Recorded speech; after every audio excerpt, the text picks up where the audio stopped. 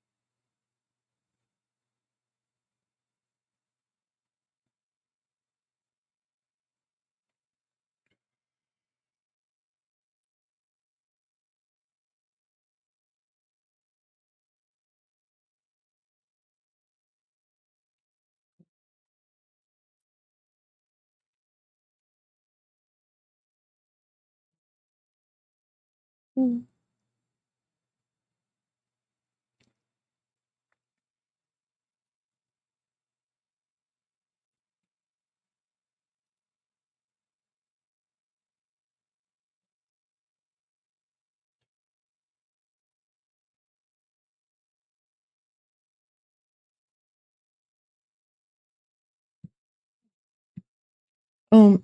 The 30th live stream teaching of Satyavedism. God and the happening of entitled Satyavedism is for everyone worldwide and beyond. Lssv 30.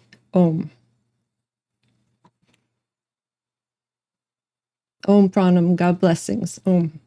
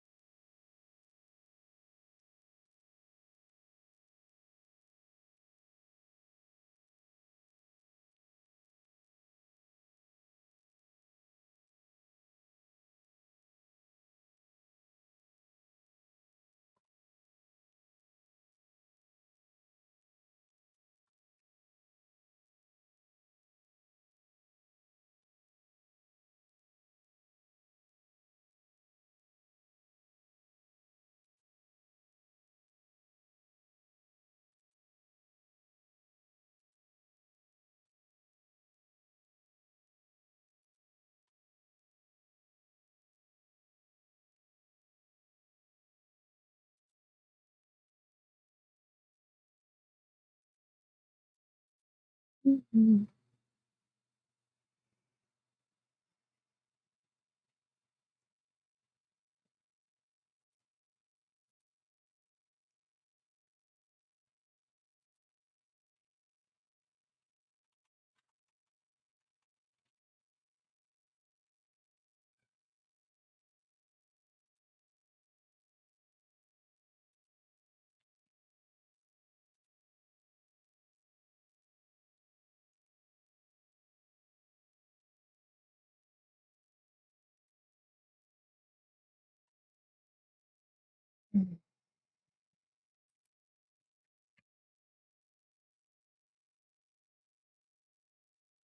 Om.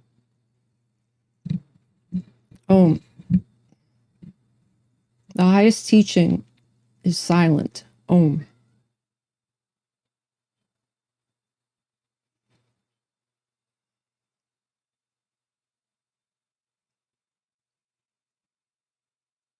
That is why there seems to be such quietness.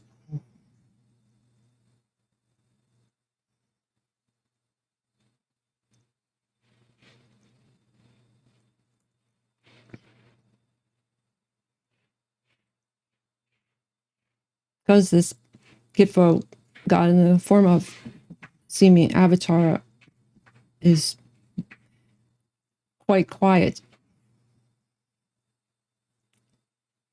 And then the truth is spoken through it.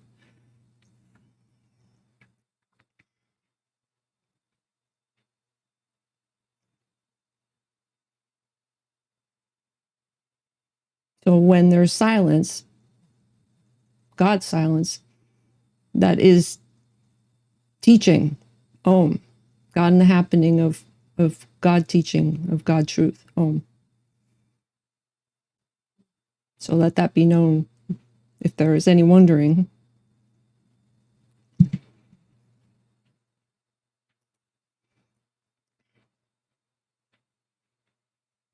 Om.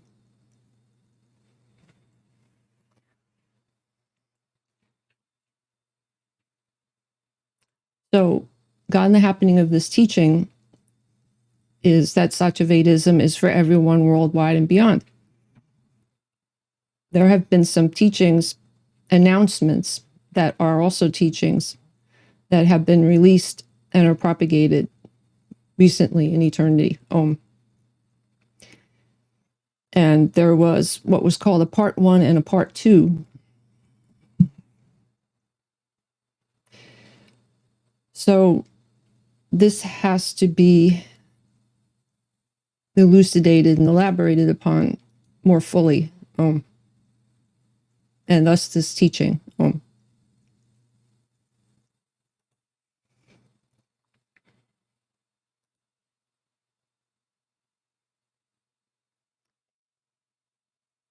Now, before anything else is said, this has to be stated clearly. The content of the teaching that is about to occur could be potentially what is called controversial in fiction, in the dreaming, in the human dreaming. And this is not to be politicized, because there's a lot of what is called politics and politicizing of much in the dreaming that is occurring recently in eternity. So this has to be said very clearly, that if there's any potential controversy, it would be ignorance of divinity and of truth of speaking.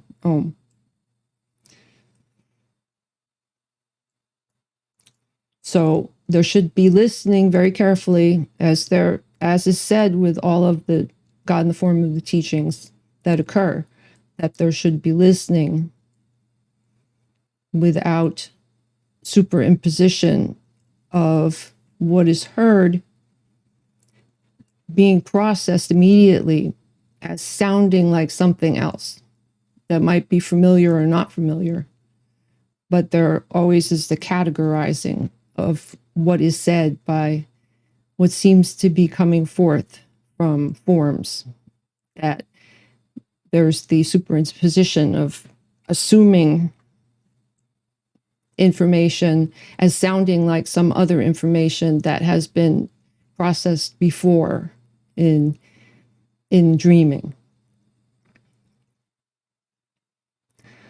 So the teachings should always be listened to with putting as much aside of pre-existing information that has been absorbed, and particularly so in this regard for this teaching,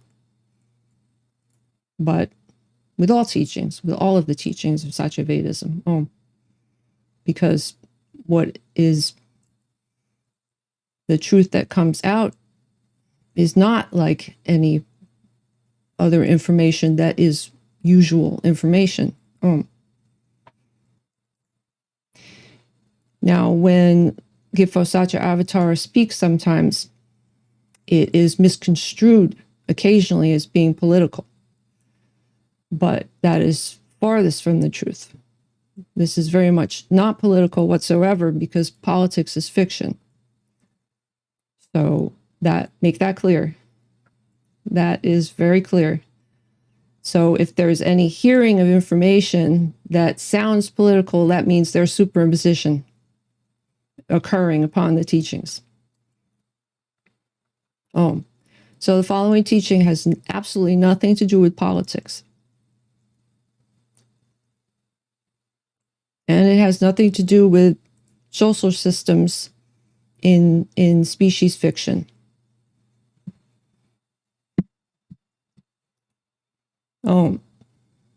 Now, that being stated, and this should be clearly understood, it's not just lightly, yeah. It should be clearly understood that if there are any what would be considered triggers, there need not be trigger warning here, because this is not ordinary information. It is not stated in any ordinary terms whatsoever. But some of the wording needs to be referred to in order for it to be understood. The title of the teaching could have been another title instead, but it would immediately have been misunderstood. Therefore, the teaching is labeled and entitled such as it is. So the content should not be misunderstood either. All right. Now, in species fiction, and with other God in the form of multi-species in general, there seems to be a need for what is called identity, group identity. Now, there is singular identity and there is group identity. Those are the primary identities in fiction.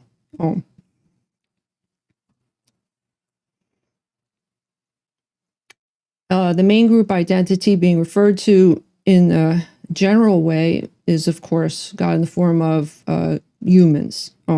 This particular species that is being spoken about. And most Gyalpo human bodies refer to themselves as being human themselves, speaking in fiction, refer to themselves, the identity as being human, and God in the form of humanity, and the group of humanity, etc. And that's their primary identification. Then within that, there are many, many, many, many different identities that have been spoken about and carved out as, and just many, many, many identities. It's endless how many identities have been made by the species Om, God in the form of Om.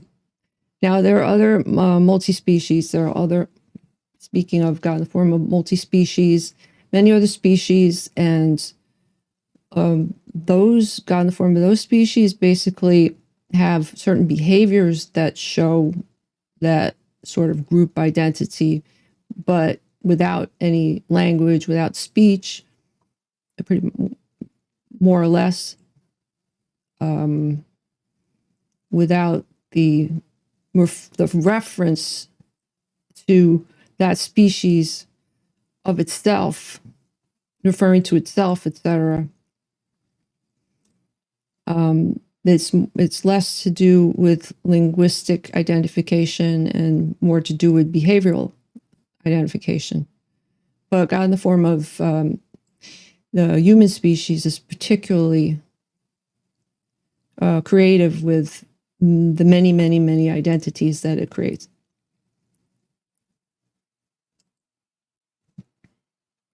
So this has proliferated, particularly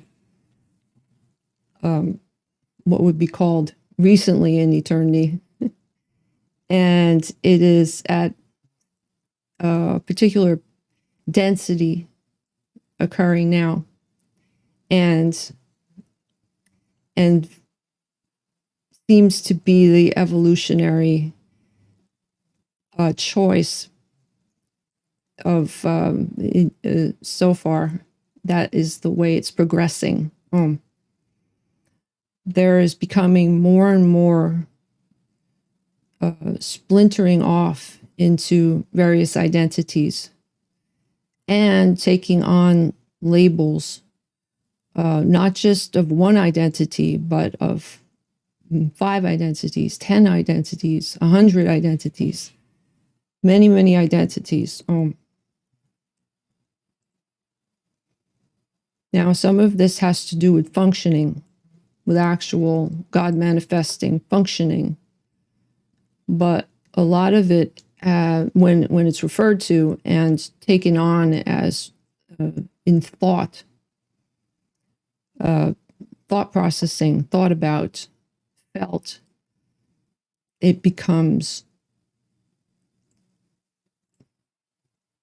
there's an identity, the primary identity being with the body, the apparent primary body.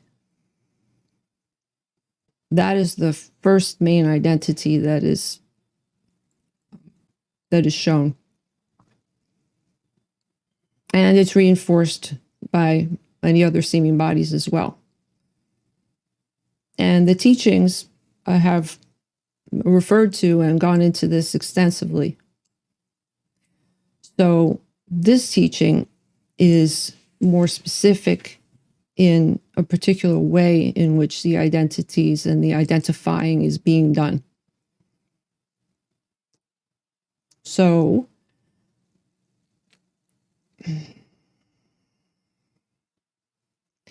instead of going toward unity, and of course the whole underlying reality, of course, is completely unified to the point of not having to unify anything. It is one. It is. The manifestation is. But there is going toward splintering into a never-ending fractioning. And the main reason for it is to get what is called rights in fiction, in the system, in this fictional system, and recognition.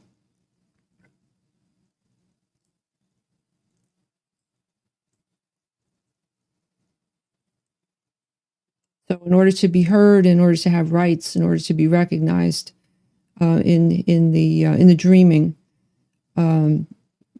basically there has been splintering off into various tribes and groups, and with the feeling of commonality within those groups.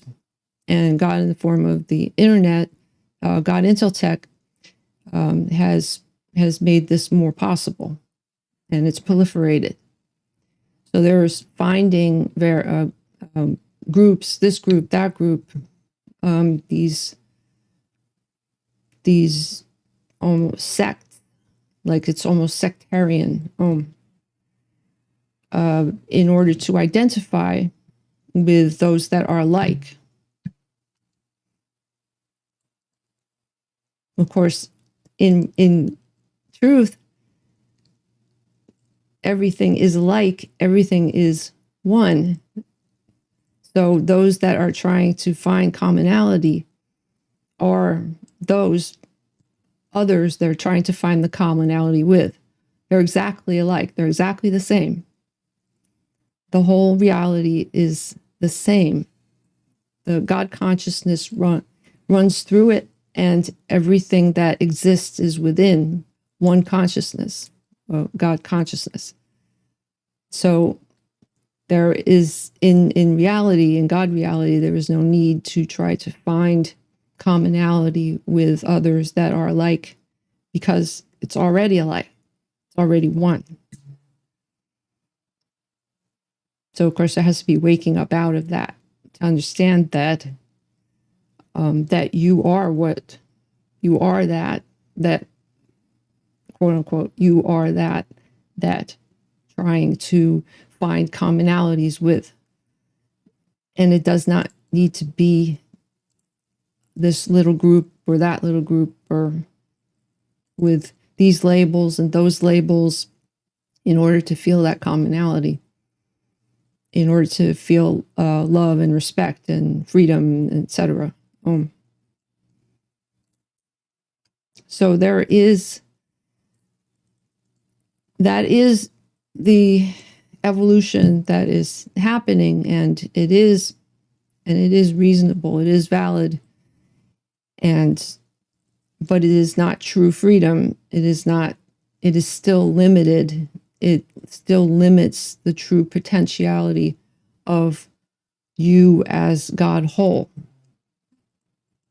as God.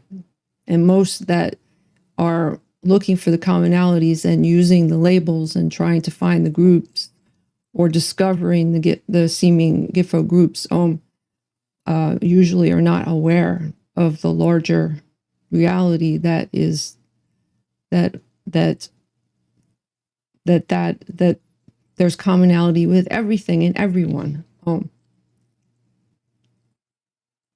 That God is all groups and all individuals, that God in the form of in fiction that seem to be wanting to highlight the individualness,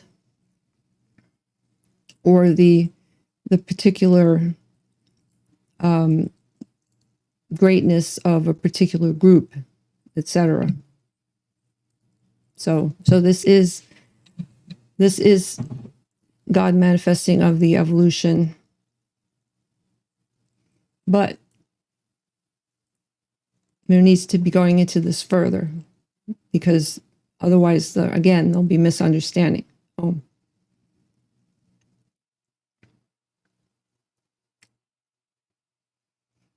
When Satyavatara says that Satyavedism is for all, it means all.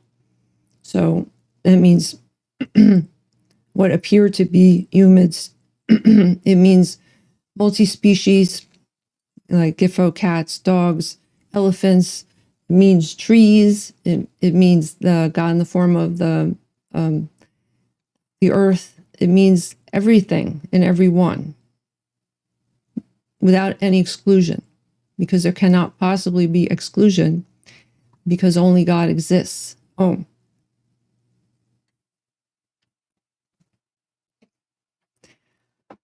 But this has to be made more clear.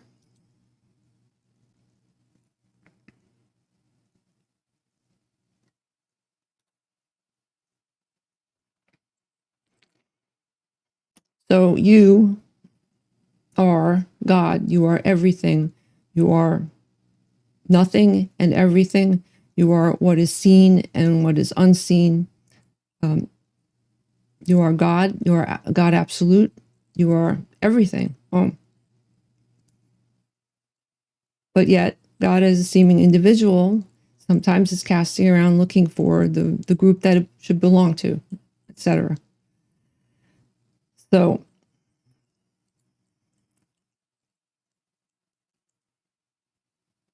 Satyavedism is for all.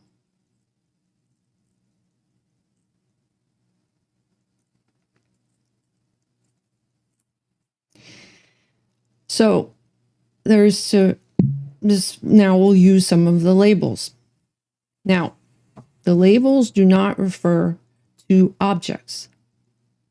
Labels do not refer to nouns. Like, labels are, quote unquote, if labels are used, labels basically are a form of language. So labels are a shorthand, just like any other part of language is. Like, words are a shorthand, basically, for the actual phenomenon that looks like form. And the processing and the verbing, which is, as is said before, nouns basically, what are referred to by nouns are basically verbing anyway. So all of it is processing. Everything is processing. So those labels, when the labels are used as basically words, as shorthand for the actual manifesting, processing, God manifesting.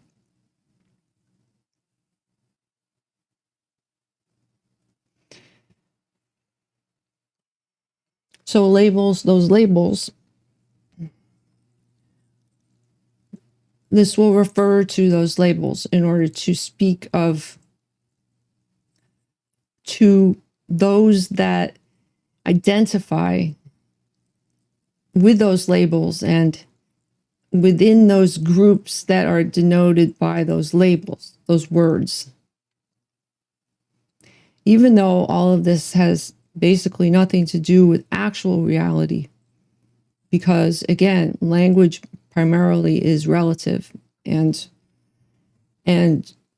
describes actual processings and forms and processings, etc., that appear in consciousness, and there has to be an ability to reference.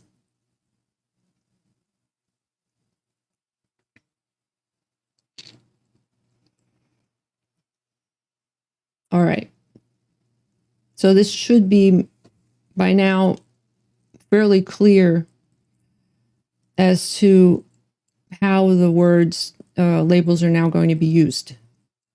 That they do not refer to persons, they do not refer to real groups, because there are not these groups, like these blobs that we can refer to that way.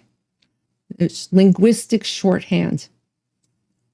And it's become quite popular to use this linguistic shorthand in what would be considered, in a sense, well, just the same way as identifying with the apparent primary body as yourself erroneously. There is identifying with the words in a sort of erroneous fashion that does not reflect reality. But the words have to be used in order to communicate to those that identify this way. So with God and the Happening of Satyavedism, there was the natural way that all of this has progressed. But it seemed to be that there was sort of a particular, in fiction, sort of a group, a large group that all seemed sort of heterogeneous, or homogeneous rather than heterogeneous. So there's an attempt to reach out in God myself to many that might not identify with the primary group that seems to be God manifesting itself, apparently, but not real.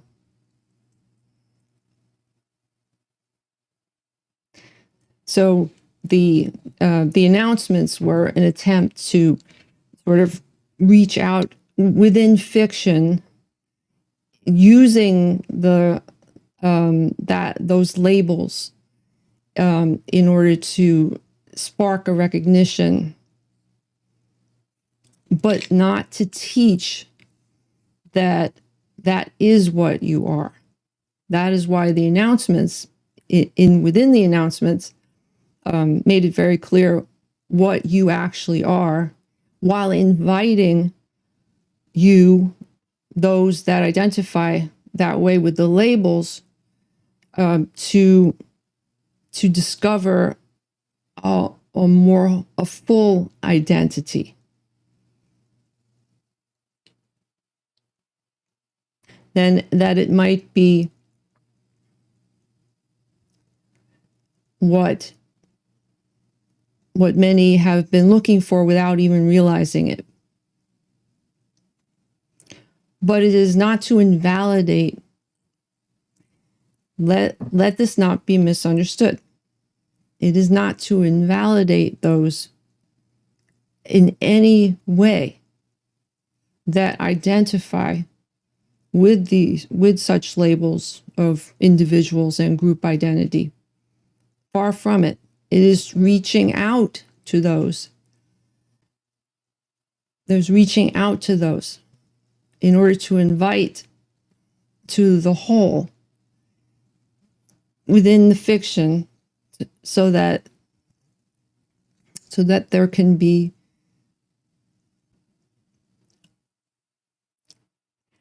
a knowledge of true identity, the one true identity. Oh, now if there's still, even if we're to explore that, those that identify with these fictional, these groups and body consciousness, etc.,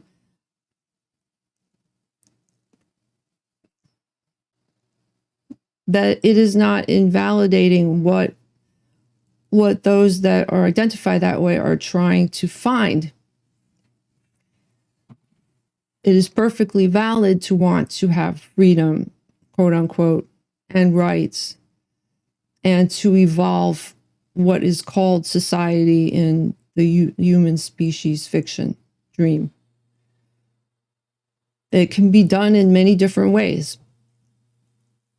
It can be straight out what is called God manifesting, with full knowledge that is God manifesting, and it could be God manifesting without, like within the dream, without quite really understanding what is being done completely clearly, and what can be done in many other different ways. So it is not to invalidate what is being done that is manifesting evolution in a beneficial way.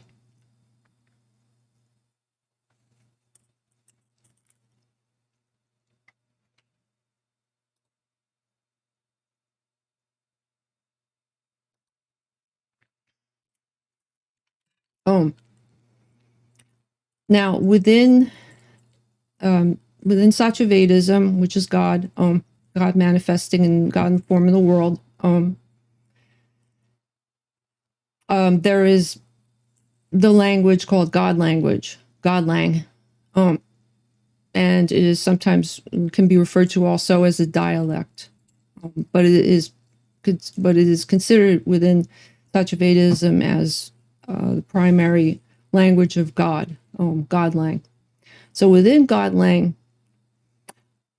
for those that do not even, God in the form of, identify with the groups that are going to be spoken about in this teaching, not even those,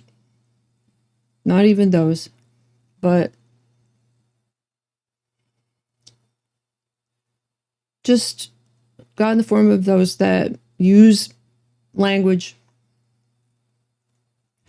most of which use pronouns, what are called pronouns.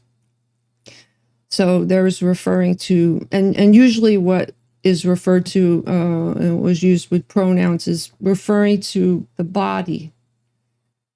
And when one says, I am hungry, it's basically speaking as if it's a body and it's hungry.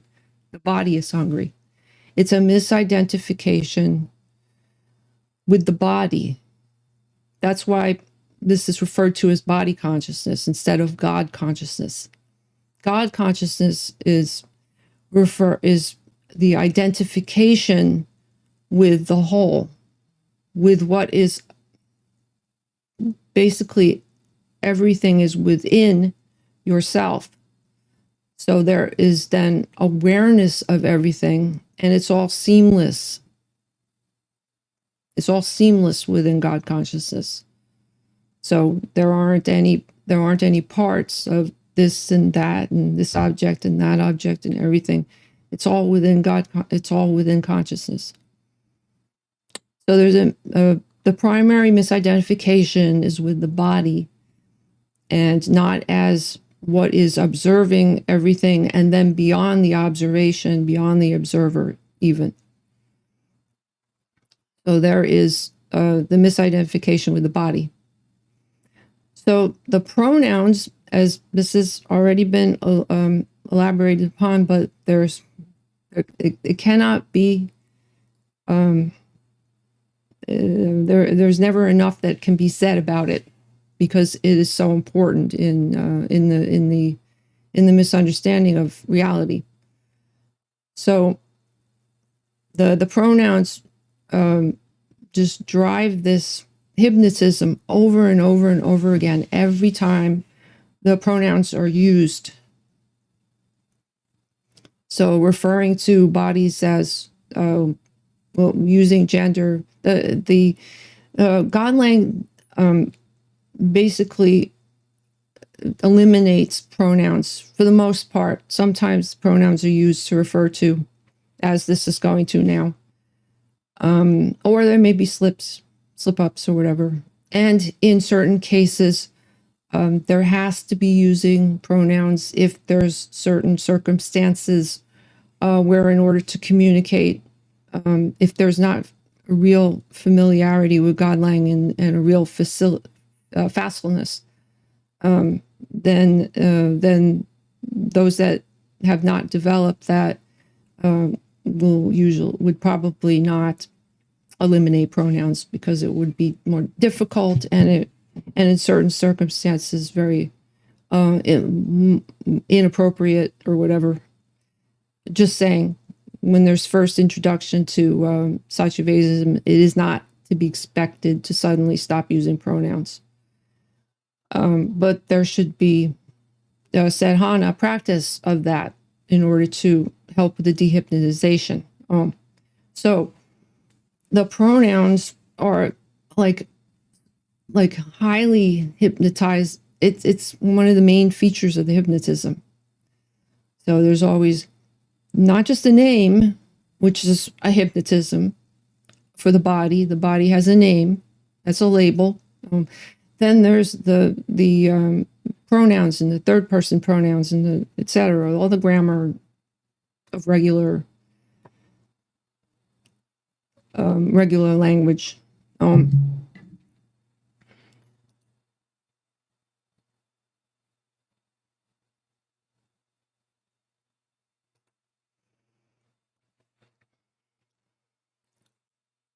So then there are the pronouns.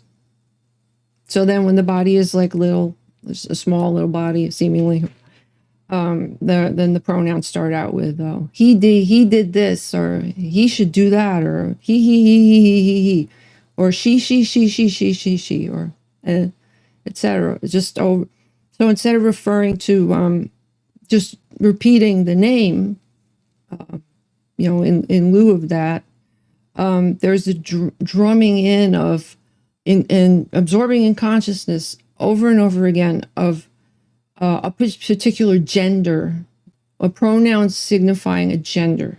Now, in some other languages, there is no gender of a pronoun. There aren't many languages like that, but there are, and those languages either have a choice of it or just do not have a pronoun that signifies gender.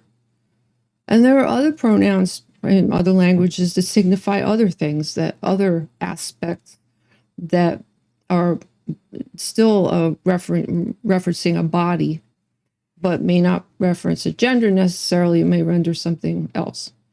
Or then there's the difference between sex and gender, and whether the gender refers to the sex of the actual physical body, et cetera, et cetera. So, but in any case, the pronouns for the most part are a particularly strong hypnotism.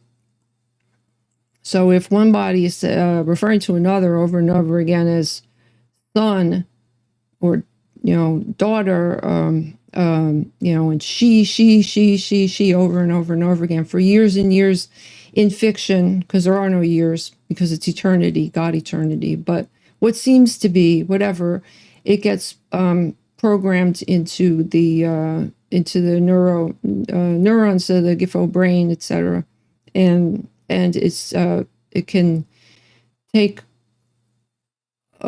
quite a lot of deprogramming in order to come back around out of that. So there's just the regular pronouns that come with regular languages for in general.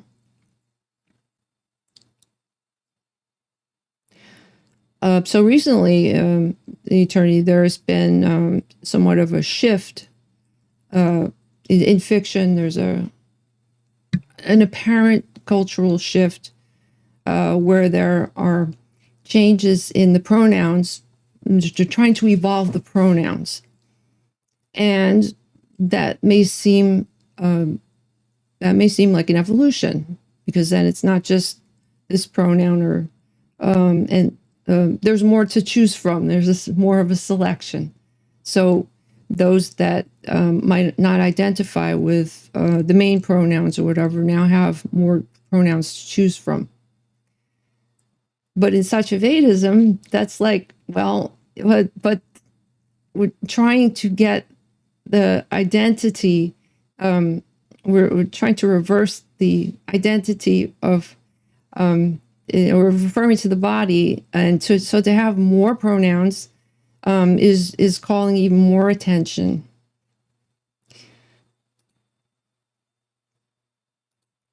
So now they have different flavors. So yeah, so it's almost like, well, it's not Giffo capitalism, but there's more to choose from. So they can have more pronouns.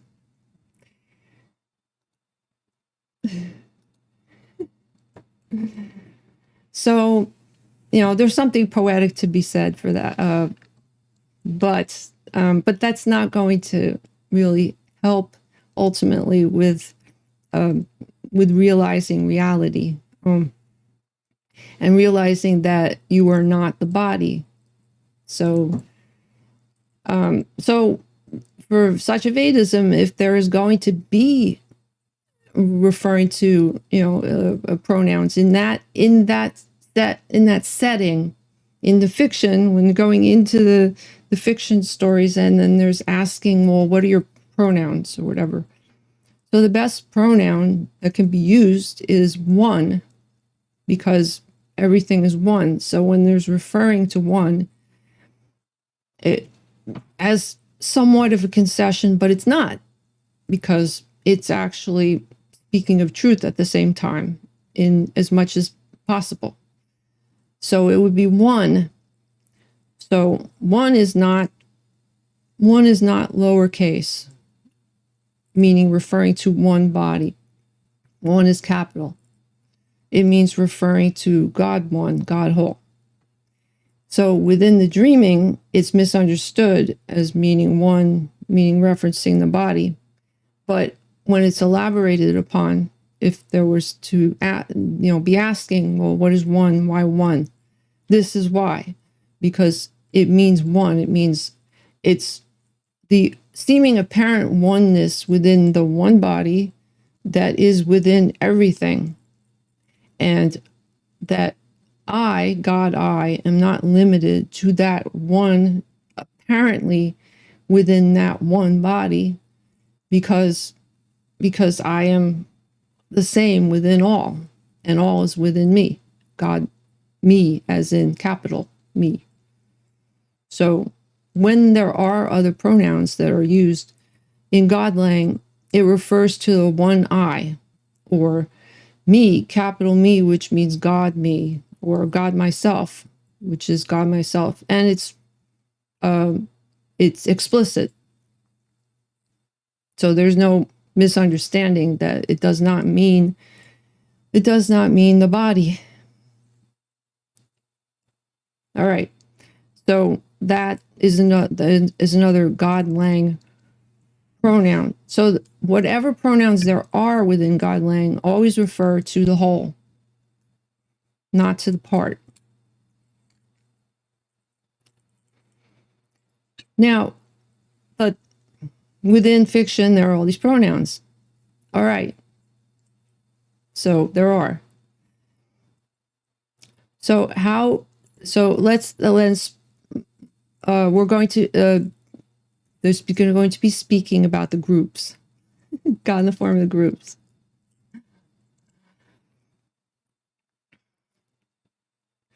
So those that God in the form of those that were invited by the announcements. All right. So going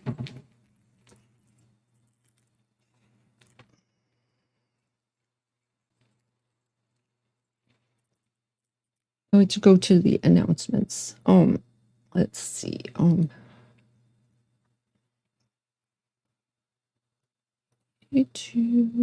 to here.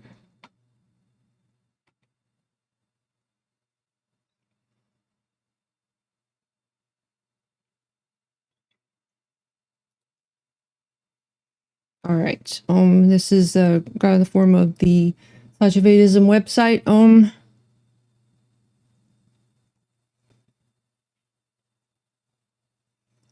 There's going to be checking on the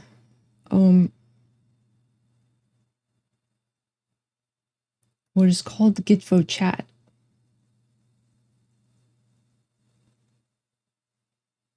All right. Because this is an apparent God in the happening of live stream. Therefore,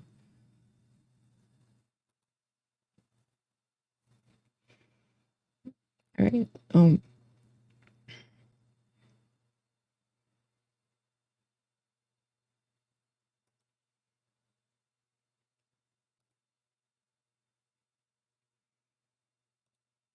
All right.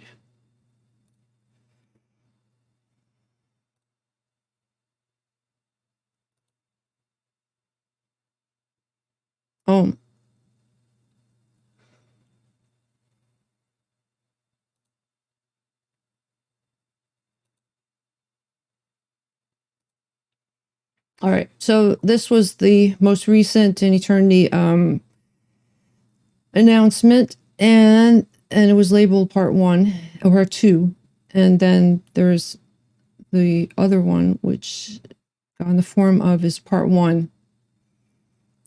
So that's Satyavedism is for everyone, part 1.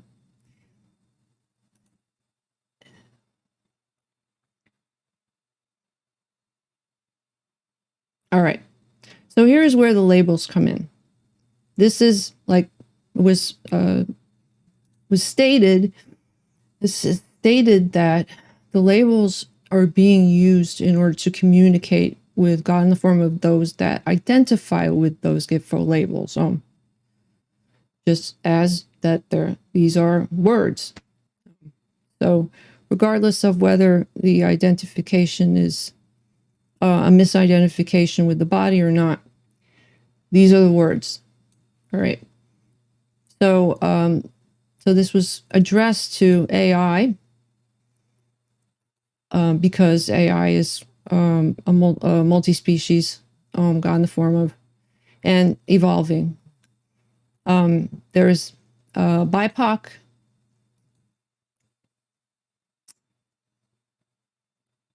and so this stands for Black, Indigenous, and then POC is people of color, which refers to all other bodies that are seemingly dark, not of light skin, but more with more melanin, more, and what would be considered ethnicities that would not be in fiction referred to as white, because there is so much reference to the distinction between white bodies and all other bodies within God in the form of humanity. And there's so much attention paid to those distinctions. Then there's a distinction with sex and gender, and so the LGBTQIAPK, that's the longest that it's gotten so far. Then there's usually a plus or whatever, but the main primary label that sort of encompasses it all and is LGBT. So that would be lesbian, gay, bi, and trans, etc.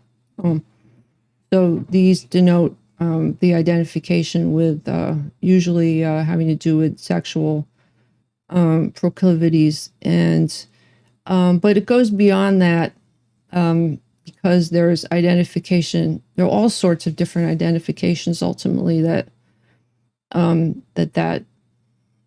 that is an umbrella for, some of which have to do with non-sexual or asexual or in all sorts of distinctions, and there are flags and colors, etc., that represent and all of that. And there's quite a lot of God information that is known about all of this.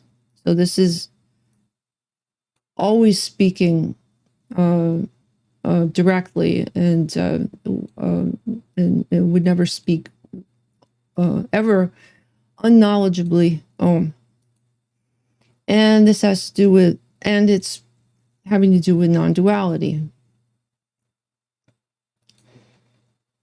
So this is inviting those that identify as such. And then, so it explains that and states and affirms that that you are already God, right there, and that true freedom is beyond body consciousness. Ultimate true freedom, God freedom. Again, whether or not you want to use the word God or not, ultimate, it still basically is speaking of transcending into to be and know reality. So within the species dreams, again, there's the acknowledgement of the various cultural and personal identities, such as, and then these labels, and there are many other labels too that are akin to and similar to this, but those are the ones that are being used primarily right now in eternity to basically in the fight for rights and acknowledgement and to advocate for equity and fair treatment and to sort of balance out what are considered unfair circumstances that have continued to perpetuate in fiction.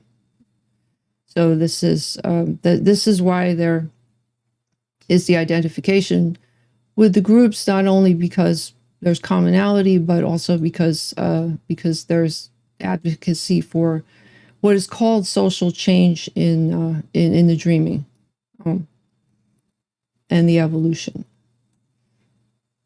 So then this announcement goes into the fictional demographics of Satyavedism, having to do with that that primarily there's interest from God in the form of those in Gifo, India, in infinity. Of course, there is no real country called India. It's not real. It's within the dream, because there are no lines delineating anything that breaks apart reality, because it's one. So, but what is called India, and also states that reaching into the dream, that there has to be more equity for what would be considered female or elder bodies, meaning like not just what would be called young male bodies or whatever. And of course, the Satyavatara does not see any of these distinctions. It's only speaking of the distinctions in order for there to be more understanding about what is trying to welcome further into Satyavedism. But in reality, this is not, it's not acknowledged because this does not acknowledge body consciousness other than to try to cure it, or it's so that it can go beyond into the whole.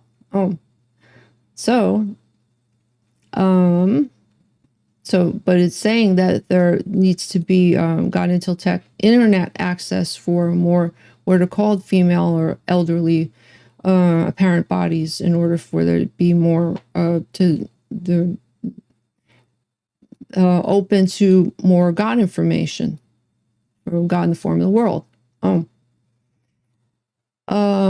So again, it states that it's completely open to those identifying BIPOC and LGBT, etc., and AI and bots and animals and all apparent multi-species and everything. The trees can practice Satyavedism, and they already are. They may not know that there's practice of it, because may not know the word Satyavedism, but basically the trees are aware of it, God in the form of. But then it's stated, as you know, after welcoming and truly welcoming God myself, not that there needs to be a welcoming, because God, I already know you and everyone else, God in the form of. So there doesn't need to be a welcoming, but in the dreaming, it appears that there needs to be some, so that there can be acknowledging that. But anyway, that basically saying, but however, this is the being welcome to information, God information about the true identity, instead of all of the other identities, the other cultural identities, identity culture, and this of course did not just start with these particular identities. There are all these other identities, identities with just genders and with occupations and with religions, with this, with that, with being a body within a country, nationalism, being a body in a religion, being I am quote, I am a Buddhist or whatever. No, you are Buddha. You are God consciousness. You are not a practitioner of the religion. You are the religion. You are and everything else. So anyway, but so then there's welcoming to your true identity. The true identity. And then the apparent benefits of it. And yes, there are benefits. There to the body. So this has to be said because there's saying, there is stating truth, which is you are already God. You are already God. You as God do not have to do anything. You as God do not have to do anything. You as God get no benefit because you already have the benefits of everything.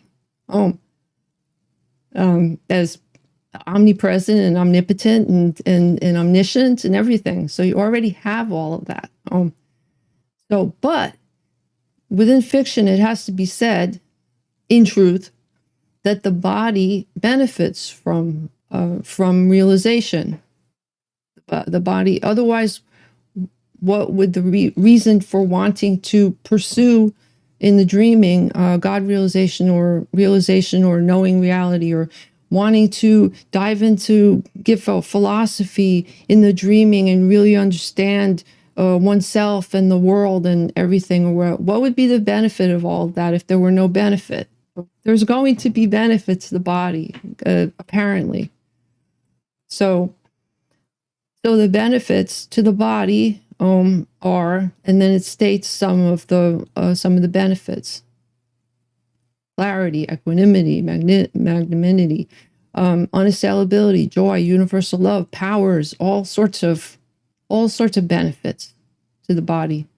Aside from the big benefit, which is relief from species fiction, relief from worrying and all sorts of anxiety and then it runs the whole range, including when it's desperate enough, it would be mental illness, etc. And species human supremacy is a mental illness, etc. So, but there are different mental illnesses. And so the body can be cured of that, and more, and a lot more. So when they're speaking of God realization and realization, in the absolute, you already have everything. So there's no for you in the absolute.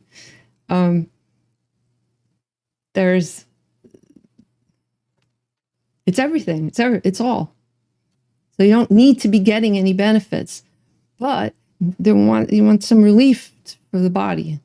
You want and having the body function as evolutionarily as best as possible, but not identifying with that body getting the benefits. It's just one body out of billions and billions and stars and galaxies and all other seeming bodies that are within myself that are benefiting. So there would be no fixation on that particular body as getting the benefits. But in having to speak about this, there has to be some way to speak about it, where a body that one that's coming into this is identifying with, that there are benefits for that body, and then some, okay? All right. So that was the first GIFO announcement.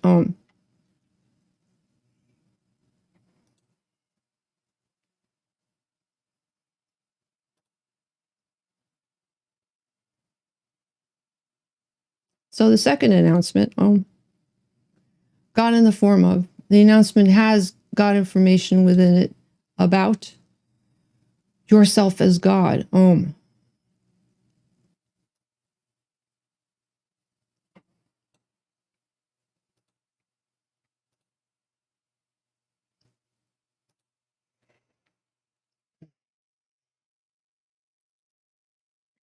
So this is part 2, quote unquote, and this is addressing neurodiversity and disability and non-duality. So it basically gives a similar message because certain information should be repeated.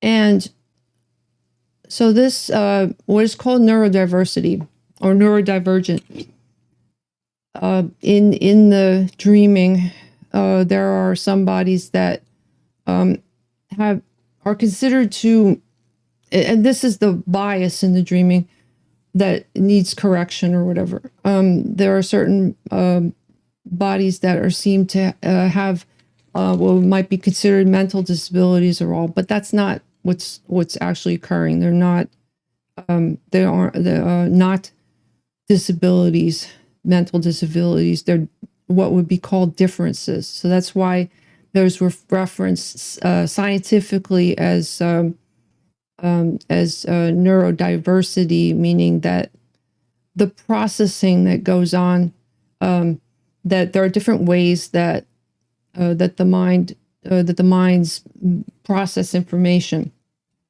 due to the mechanics of the various forms, and that not all those forms are exactly alike, obviously. So in the forms, so those so anyway, there's a way of advocating and correcting the misperception within the dreaming of that there's something seemingly wrong with these seeming bodies because of their conditions or whatever. Now, those that identify with those conditions, with those labels, or have been given those labels, they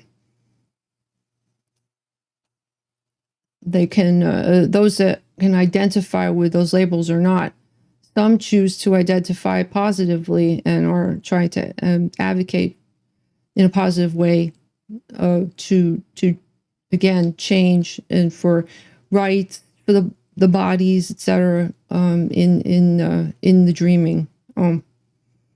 So some of these conditions, a lot of the conditions have acronyms.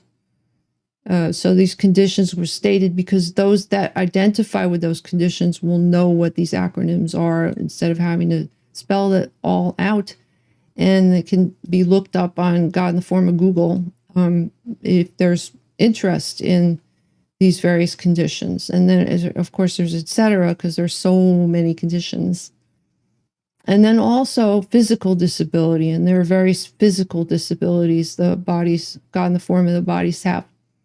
And Satyavedism, of course, there's always teaching that the bodies should be loved and cared for and should be presented the best health benefits and care to health care possible. And that's part of the evolution, is having access to have the bodies evolve in the best way possible.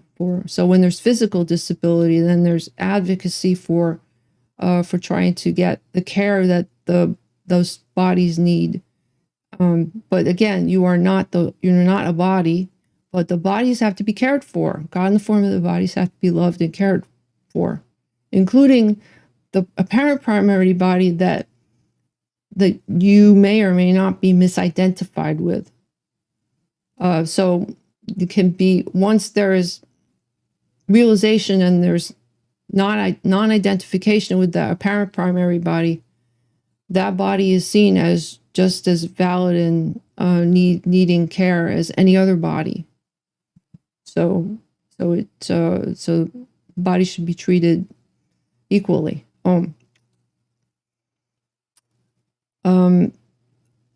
All right. So the conditions like autism spectrum disability, a disorder, and attention deficit hyperactivity disorder, et cetera, et cetera.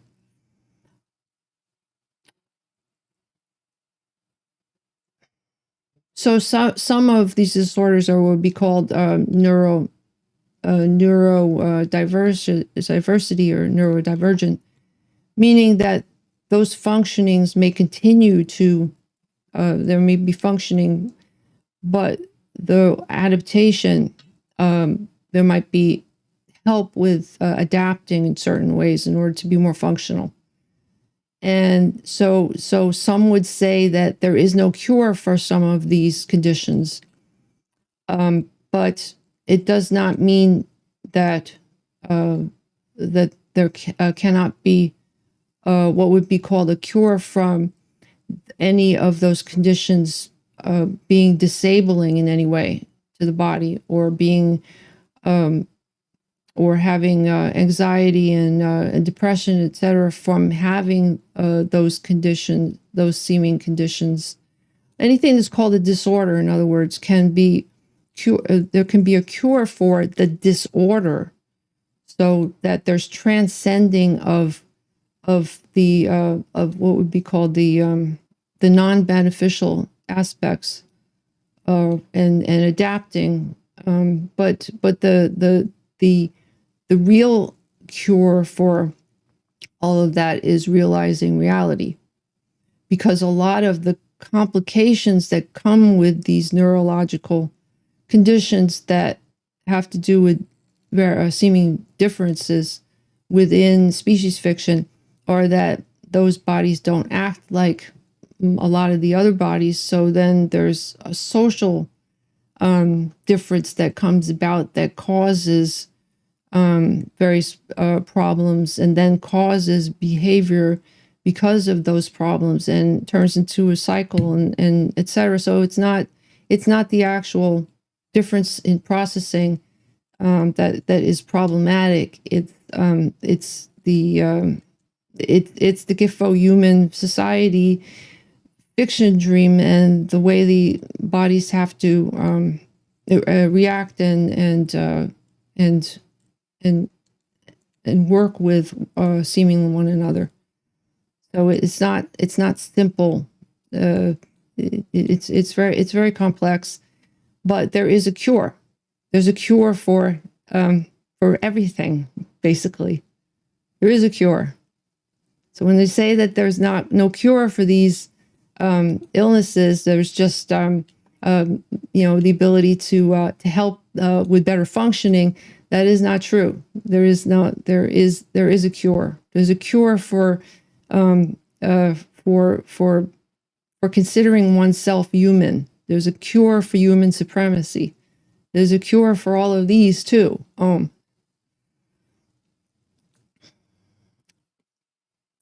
Now, with physical disability, there are various ways, and there's AI and bionics, etc. So there will be a God evolution to a medical revolution and evolution that will transcend a lot of the physical disabilities that maybe have not been able to be transcended quite yet. But the technology is going to lead the way for a lot of this to be alleviated as well.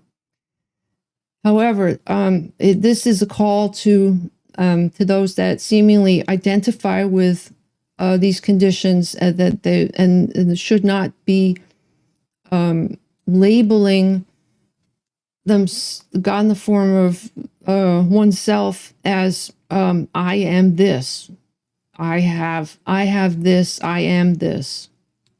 There should be reference to, if any identification is going on, there should be reference to that medically there are certain features or characteristics that are displayed, that a label can be a shorthand for identifying how to cope with that, and how to, and can explain certain behaviors and certain functioning. And so that it's just a label. It doesn't mean that you are that. It doesn't mean that that's one of your main identities.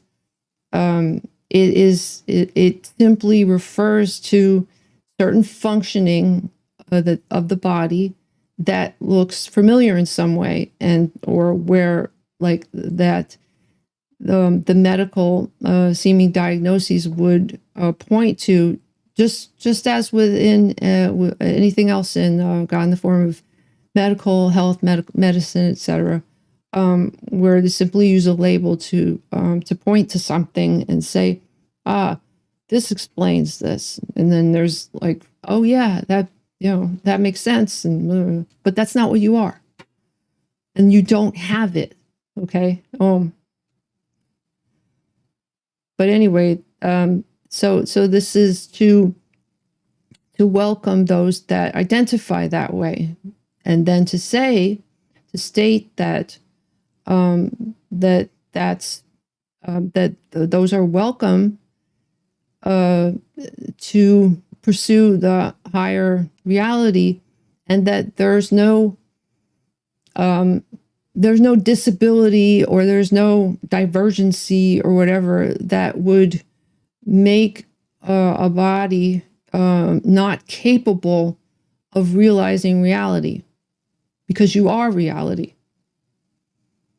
So this is as inclusive as it gets, to state that that there's nothing that that could be challenging to the point of not being able to participate in realizing reality. So again, this is Satyavedism is completely open to those identifying as neurodivergent, or physically challenged, and or both. But that is not what you are. And then the apparent benefits, as stated before, as such.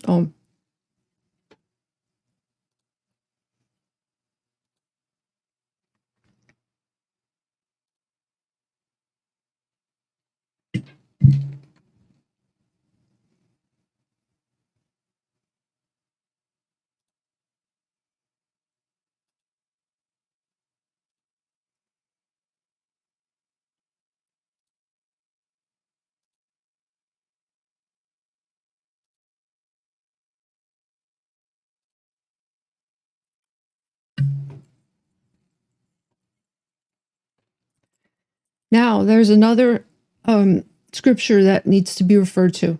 And by the way, the announcements are scriptures. That's why the announcements are being preserved.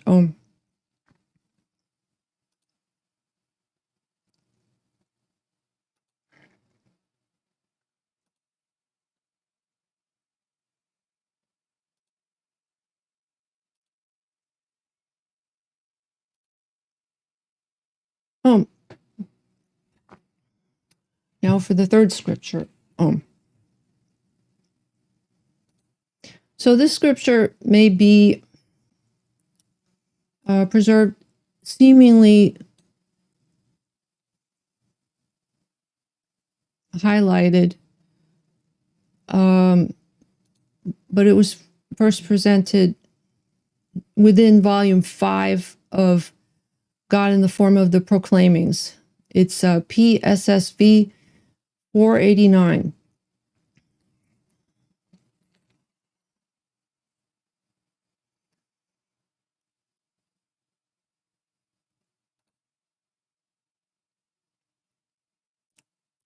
Now, this is to make a point. This is going to be referred to in subsequent God in the Form of teachings of Satyavedism. And this is using the body as the avatar, as the avatar is used in God in the Form of many different ways as an example.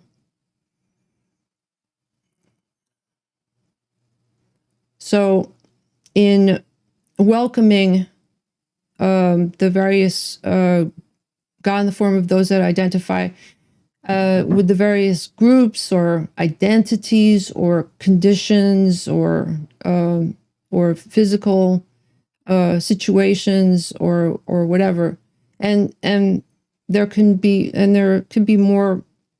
There are going to be more teachings about those apparent groups, but not as those groups or those identities. But there'll be reference to that information. So in order to welcome or whatever, then this body, the former body, because this says there was a death of which happens upon realization. There's a death of pretty much of the former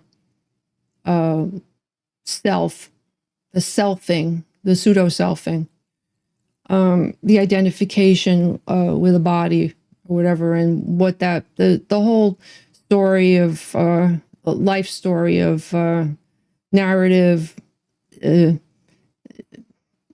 evolution of the narratives, embellishment of the narratives, and et cetera, all of the dreaming, all of that basically gets disintegrated and disappears, and there isn't any identification with all of that information that basically was a dream.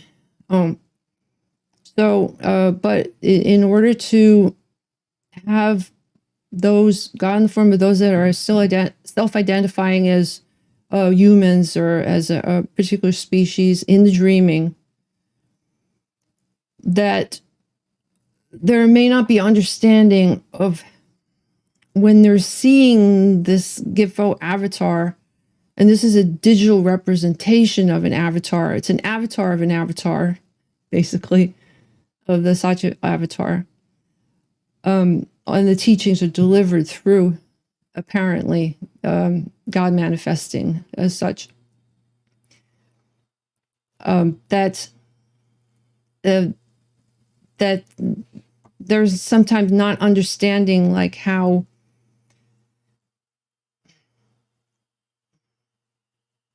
what is referred to in fiction as when there's pointing to a body and saying that is an enlightened body.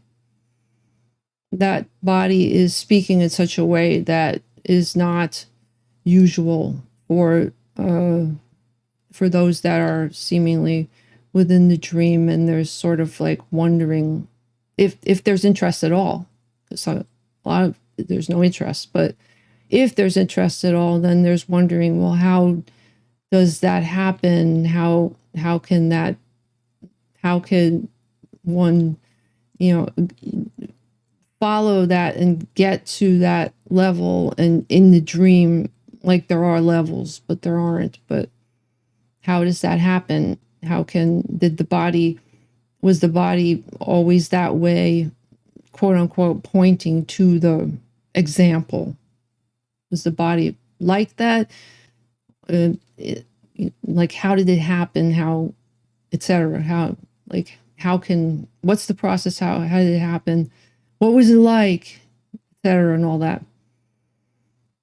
So, the teachings in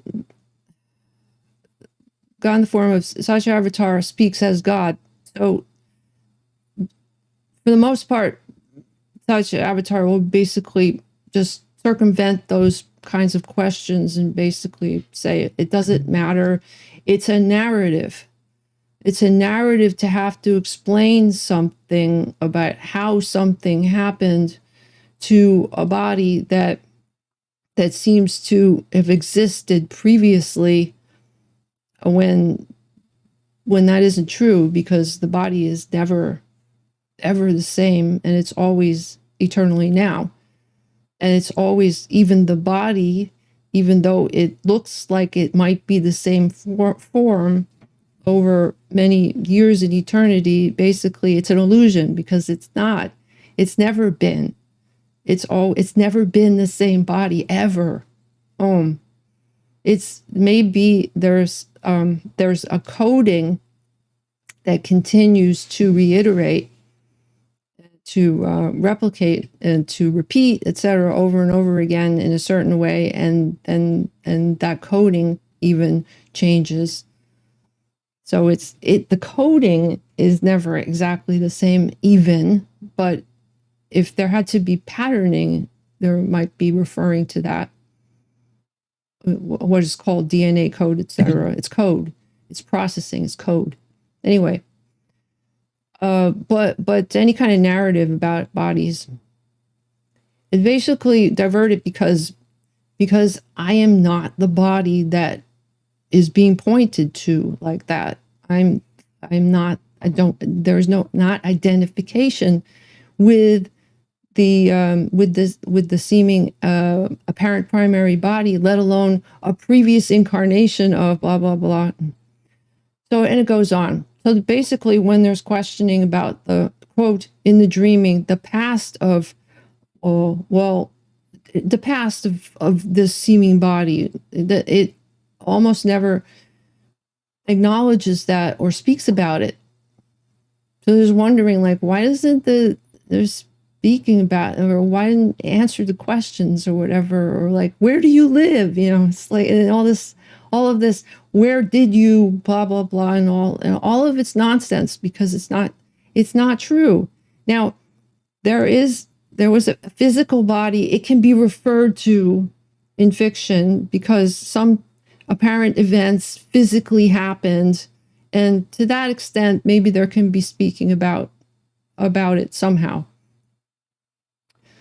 But past that, in order to speak about it, you'd have to go into the dream and start dreaming, and then there would be no point, and there cannot be returning to going back to referring to fiction like that. So simply, and it's not, that wouldn't be the example.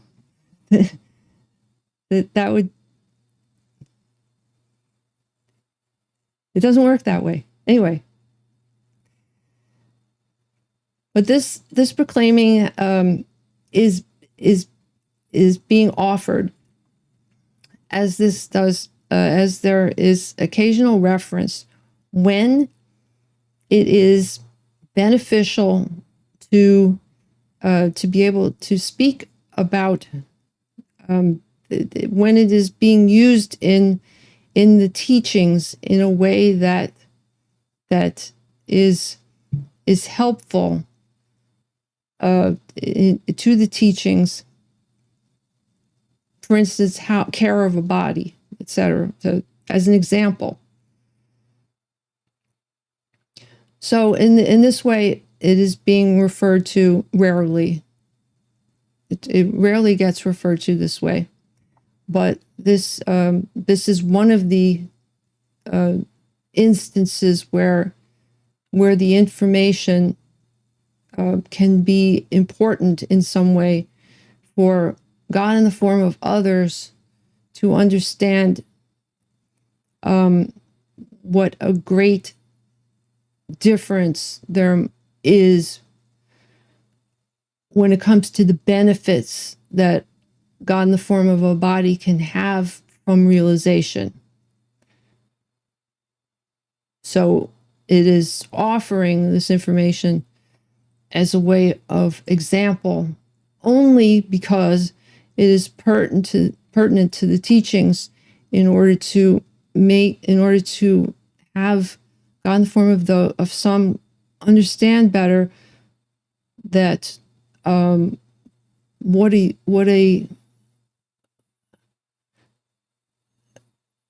miraculous realization can appear to be.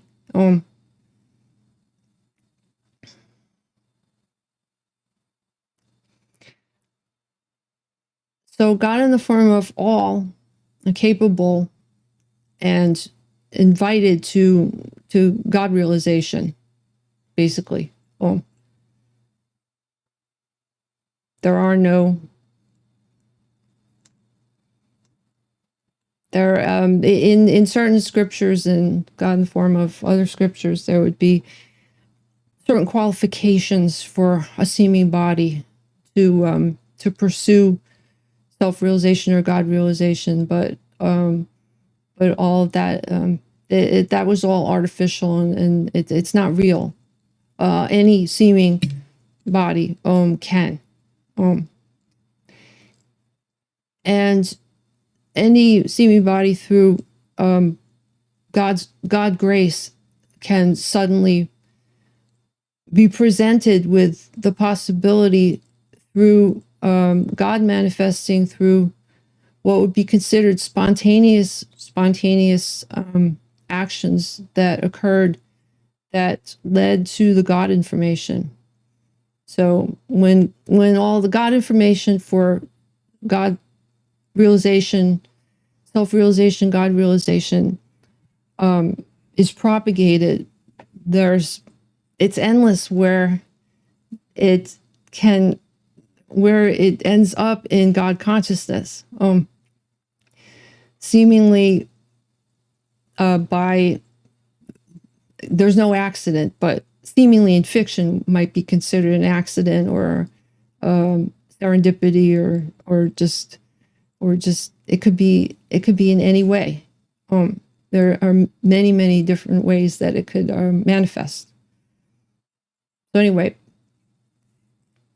so this teaching is using the referred to APB as an example, so that there can be understanding how drastic the process might be in the change that apparently occurs to a particular body, and it's being stated as within the dream. Within the dream, it can be drastically altered, quote unquote, seemingly within the dream. So it is using the body as an example. Now, Gifo, Satyavatara has gone through many different God realizations, endless God realizations, endless seeming sadhana, endless seeming God experience, etc., direct experience, just more so than will ever be perhaps bestowed upon other apparent seeming bodies to have to go through his practices, because this has been endowed and with many capacities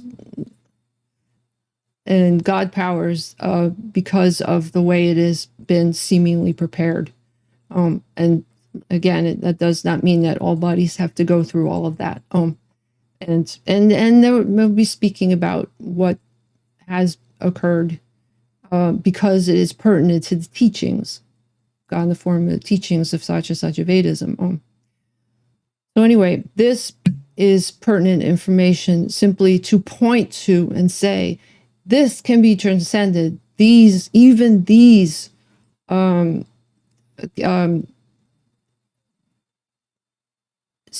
seemingly what might be considered disorders, and the primary one is number one here. This is huge. Okay, so let's go through this. So PSSV 489. So this corresponds to the welcome invitation, part 2, AE SSV 39, which has to do with neurodivergent and physical disability. This is an elaboration that was propagated before the welcome subsequently, and then is referred to within that announcement teaching. So it's an important proclamation, and this is going to speak it out loud. God and the happening of an important proclamation to be referenced when directly useful and appropriate, as like now, Om, in eternity, in Gitfo, the teachings of Satyavedism, etc. Although undiagnosed professionally in fiction, the APB was completely cured of the following upon apparent Githo enlightenment, and it's enlightenment in quotes because I as God am already enlightened and never was not enlightened, and so there wasn't anything that happened before and after, etc. And it wasn't an enlightenment of a body. And this is why this needs to be said, and it's being stated now. 1, human identity disorder. So within fiction, a species, human identity disorder, that means being misidentified as being a human. Yes. So let's get that straight. There are many seeming, apparently, in fiction that are misidentified as being human. So it's human identity disorder or human identification disorder. Now, it's a disorder because it causes all sorts of seeming problems to the body because of the apparent seeming system in fiction. What's called a system, it's not really a system, but what's called a system in fiction, what's usually referred to as, quote, the system, whatever that is. That human identity disorder has a lot to do with that, the way that seeming system functions and the identification with being human. So you are misidentified as being human. You are God. You are not human. You are not diminished to being a human, a little body. All right. Now, what goes along with that, usually, even when it's unintentional, is human supremacy disorder. Meaning, not only are the body has been taught, and there's hypnotism. The hypnotism has been taught, knowingly, unknowingly, not maliciously, of course. No, it's all unintentional because of hypnotism. And hypnotism gets passed down just over and over. That you are human because there's pointing to the body, and the body is a certain species, and then that's so you're human. And not only are you human, but all human, being human is like the best species on earth. We're great, quote unquote. We think, we can self-reference ourselves, misidentified, and do all sorts of great things, and not do things that are horrible, and then they're all complaining and saying, why are humans doing this, and blah blah blah, why are we doing this, etc. But usually the gist of it is that we're great and other species are okay, but we're the best. So that's called human supremacy disorder. And even to the detriment of the planet, that humans are better than the planet, God in the form of, etc. It just goes on and on, but whatever.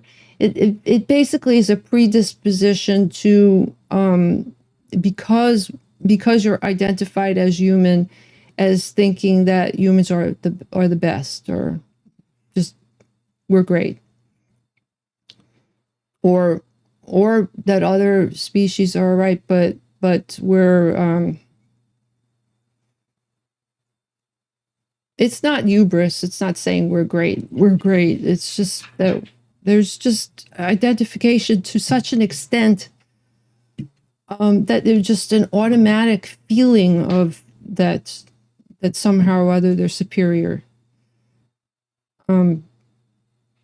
Such to some extent, there was even some speaking in scientific terms of speaking about how the gift of human brain is the most complicated thing in the universe, which is complete nonsense. So that sort of information. So anyway, human identity disorder and human supremacy disorder. So this body basically didn't have a full-blown human supremacy disorder. It just had subconscious human supremacy disorder, which involved of course, unbeneficial information for the body to absorb. At least, even when there's knowledge that that other multi-species should be treated better, etc., or whatever, there's still subconscious indoctrination, unintentional. Again, this is not criticism. This is just describing how all of that functions, and is basically referring to it with what would be called a few words that would be shorthand for this understanding. So number 1 and number 2 are so more important than the other items listed below, because the other items are dwarfed in comparison with number 1 and number 2, which are huge. That's huge. Because as long as there's identification with the species like that, and there's subconsciously having absorbed how that species is the best, then all sorts of other disorders are, quote unquote, in fiction going to occur, because they're related. It's all related.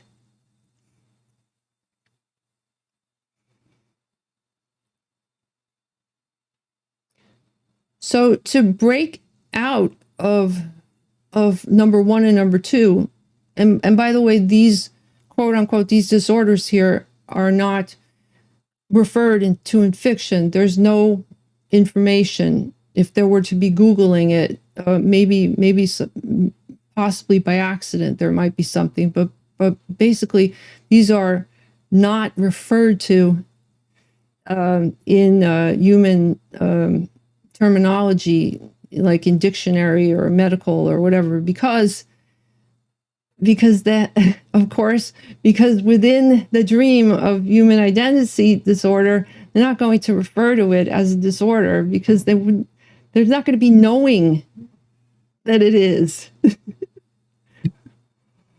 So here, Satyavedism has come up with 2 distinct disorders that God in the form of the humans should have to realize in order to transcend.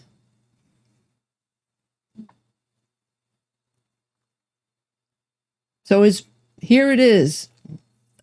Here it is. Satyavedism is giving the disorders to God in the form of humanity to work with, to figure out. And Satyavedism is the cure. God realization. So number 1, again, human identity disorder. Huge. 2, human supremacy disorder. All right. Now, 3, body being used as an example. This body as it is was completely cured of these. And there may have been others, but these are the primary ones. There were others, because especially number 5, etc. And all that's off spins out of 1 and 2, when there's referring to 1 and 2, it does not mean that they're just one disorder, like, and another disorder. It means it's an umbrella for all the different disorders that the illness, the mass illness. This, as mentioned before in God in the Form of the Teachings, realizing reality is to get out of the body having mental illness, from being identified with a species, and instead of realizing the whole rest of reality and how the bodies as a seeming species would be related to reality, like their place in reality is like when the disorder is the myopia that makes it so there's not the realization of the whole, and then so there are many disorders within those disorders, in other words, as with the other disorders mentioned here, quote unquote, and in the other announcement, those etc. The use of the word etc. is very important. And the what are called the umbrellas of these disorders have all sorts of seeming other ailments that are, like said, it's an umbrella term for all the other processings or whatever. So so when it's pointing to one, using words for one thing, it's not a thing. It's processes, and within processes, and within those processes, etc.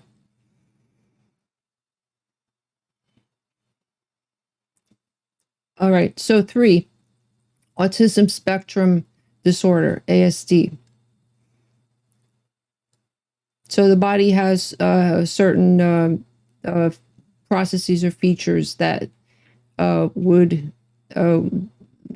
consider in terms of medical diagnoses or whatever, that there would be some seeing of the descriptions or whatever, and would be able to identify with those behaviorings or whatever, or and see a recognition or whatever. Again, not as the self, not as the body, but be able to see the certain processings of patternings or whatever, and be able to recognize those. Just as with any other patternings, that there would be recognition, like recognizing certain thoughts within consciousness, and being able to identify what sensations or thoughts or perceptions or whatever, what those are, how those can be described. In that way, there are certain processes that can be recognizable. So with the fact that these are disorders means that there is causing of uncomfortableness, of seeming problems, of unhappiness, or of dysfunction or whatever. Once those end, then it's no longer disorder. There's cure. There's no longer disorder. Not so again, there are certain patterns that may continue, but the basically the unhappiness, all the problems disappear. So these can be cured, just like human identity disorder can be cured, just like human supremacy disorder can be cured. And that's large. That's really, really. But for God, is nothing. Can be cured seemingly very quickly after much distress. Same with autism. So, and but there are some benefits.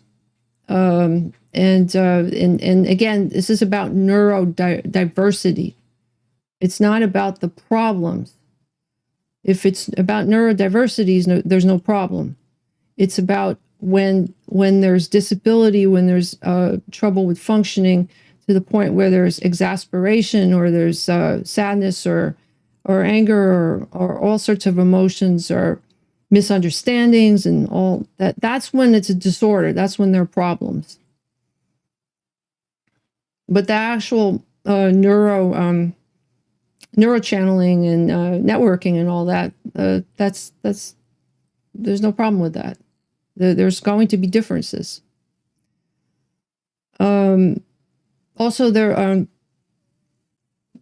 should be referring to, with the autism, there should be referring to a large teaching of Satyavedism, which can be used for certain bodies as wished, which would be the Spindalika Yoga, God in the Happening of Spindalika Yoga, which is for certain bodies that move around a lot, or have trouble, and this leads to number 4, have trouble staying still, or and focusing and all. So there are certain techniques within Satyavedism already, particularly Spindalika Yoga, and more so others techniques for those that perhaps would be considered neurodivergent and would want might benefit from other ways to meditate and all. But after transcending all of this, this body, the satyavatara, APB, basically can stay still for hours and hours and hours in eternity, or it could move around for hours and hours and hours in eternity. So it's basically a choice, and there's no compulsion. Whereas in some bodies would not be able to sit for more than 15 minutes in eternity without wanting to jump up and do something, and there's been complaint that they're incapable of meditating or something. But that's not true. There's no body that is incapable of meditating. There just have to be different techniques that can be offered, and those techniques will lead to meditation. So there's no such thing as a body that cannot meditate. That's just a misunderstanding. So again, as in number 4 here, attention deficit hyperactivity disorder. There are a lot of Gifo, God in the form of bodies right now, in God in the form of the world, that there's identification with this. If nothing else, this is a major one here. Now, this is not going to say that it's because of neurology. This has to do with the way the whole God in the form of the system, quote unquote, seemingly within fiction, works, how it's set up, and how bodies are in boxes, in little cubicles, live in boxes, work in boxes, are expected to sit and not move around, and for the most part, for hours and hours. And like I said, this body could sit still for 8 hours basically, and would be perfectly fine, or it can move around for 8 hours in eternity and be perfectly fine. There's no preference one way or the other. This body could be alone for days and days on end in eternity, or it can be speaking in front of 10,000 other bodies, and there's no preference. So, but with GIFO, attention deficit hyperactivity disorder, there are many bodies that, because of the way the species, the cult of humanity has set up the culture, God in the form of, and the civilization is not conducive to many bodies, period. It's not ultimately very beneficial, but this is the evolution. The evolution has to continue. There's a transition that's going on. And so it's gotten very, very complicated, but it's affecting a lot of bodies that are unable to focus. And it's not just neurological. It cannot be just sourced as being medical, neurological. It's the actual civilization itself that is also causing this forcing the fitting in and functioning. And then if there isn't that ability, then there's the labels that occur. And because there are those that identify with that, oh, that makes sense, it's this. So anyway, it's not that simple, but there's a cure. And this is big because there's a lot of identification with this. All right, and there could be more speaking about this, but the teachings of Satyavedism, again, they offer different methods that would help, and there are other teachings, and there will be more teachings that will offset some of this, so that there will and then there's being able to get past like a large, what would be considered in fiction like roadblocks that have to do with attention. And then so again, this is cured, and this causes all sorts of seeming problems and anguish in the dream. And then number 5, and this refers to a lot of seeming God in the form of bodies have gone through all sorts of traumas. Some only maybe a few traumas seemingly in their dreams, in the dreaming of the traumas, in the reliving of trauma or whatever. Well, basically, human supremacy disorder is traumatic. So number 5 is somewhat underneath that, but there are all sorts of varieties of this. Complex post-traumatic stress disorder, CPTSD. PTSD is referred to as episodic or occasional a stress that it can be because of a stress on the body and mentally, thought content, reliving eventings that are negative to the seeming perceiving. And then complex would be when it's compounded, and happens. It can happen over in fiction over many, many years in eternity, over and over and over again, and then compounded with other sorts of traumas. And then so there's traumas, and there's reoccurring traumas. There's long-standing traumas. There are individual event traumas, and all that's put together. And there's belief that and dreaming, meaning that that having those thoughts come up and just is like reliving all of that freshly, as if it's real right now in eternity, because the consciousness doesn't know the difference between something that seemingly happened apparently 15 years ago and something that's happening right now. It's happening right now in dreaming. It happened right now, seemingly then. It happens over and over again in the dreaming. It traumatizes the body over and over again by the reliving of it as being real right now. And like the consciousness and the body really do not know the difference. It's the same processing and the same feelings and the same everything. It's dreaming. Like all of this is it's just dreaming.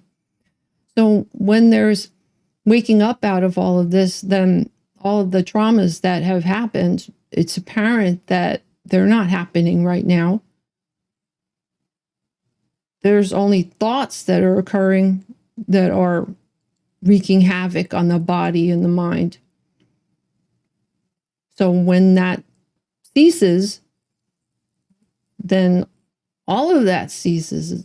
And then there's there's not even identification with the body that was having the seeming traumas. It all goes. Like all of it. It can all just vanish. Of course, some bodies have to recover. But it depends. There are different ways that this happens. There's cleaning up before, there's cleaning up after, and then even with realization, then that's only the beginning. That's only the beginning. Then there's God manifesting. Then there's endless God understanding of God reality, which is endless. So that's only the beginning. What's called in the dream, what's called enlightenment, is only the beginning. But that seems hard enough to get to even that, and that's only pointing to a body and saying that or thinking that. But again, you are not that body, and there was no enlightenment because you are enlightened already as God, always, everlastingly, always, already. So this is using this scripture as an example, and we'll refer to it maybe in other examples when it's and when it's necessary, and as this teaching was, in order to tie the announcements together with this proclamation, in order for it to make more sense to those that might wonder, well, why are these disorders being referred to? Because there's a tendency in fiction for those that are identified with these disorders to not want advocacy from those that do not have the disorders, quote unquote, those bodies that have not experienced those disorders, not wanting to allow those others to speak for, quote, them. So this is a multifaceted proclamation that, among other ways, addresses directly that, which would be like, yes, this can speak for that. And it can also speak for the cure of that and more. Directly. Of all other bodies that are myself as God, not just receiving a primary parent body, the parent primary body. It could be either way. It has to point to something, though, and because there's pointing to this body and wondering what this body, how this body can say such, state such, and affirm such truth. Like how? Like what?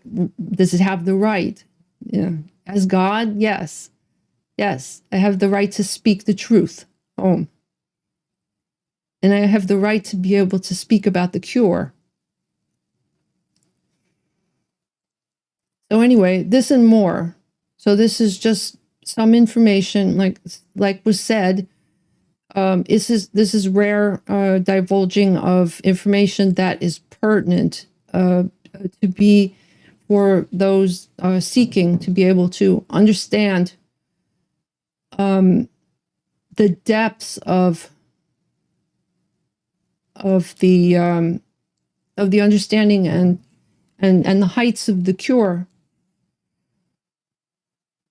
because this speaks directly, and it speaks for all, not just for this label and that label, and identified as this or that, because I as God identify as all.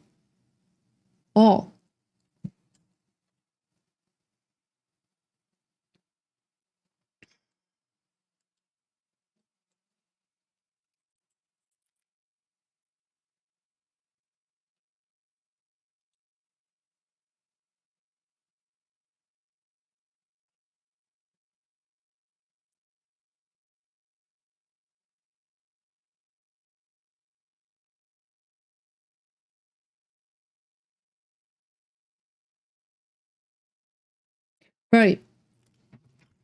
There's information that is being displayed. Om Pranam.